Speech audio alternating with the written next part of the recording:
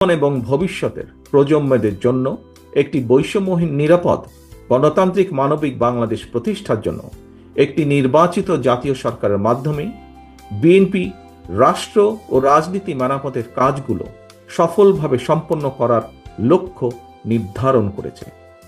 সেই লক্ষ্য পূরণে আসন্ন জাতীয় নির্বাচনে বিএনপি জনগণের রায় রাষ্ট্র পরিচালনার দায়িত্ব পেলে গণতন্ত্রের পক্ষের রাজনৈতিক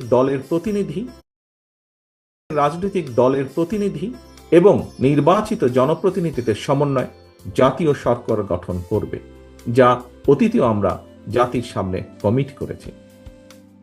গণতান্ত্রিকামী রাজনৈতিক দলগুলোর সর্বস্তরের নেতাকর্মী সমর্থকদের প্রতি আহ্বান, গণতান্ত্রিকামী জনগণের প্রতি আহ্বান, বীর জনতার গণ অভ্যুত্থানে হাজারো শহীদের রক্তে রঞ্জিত রাজপথে গড়ে ওঠা জাতীয় ঐক্য বিরোধী ষড়যন্ত্র অব্যাহত রয়েছে এখনো।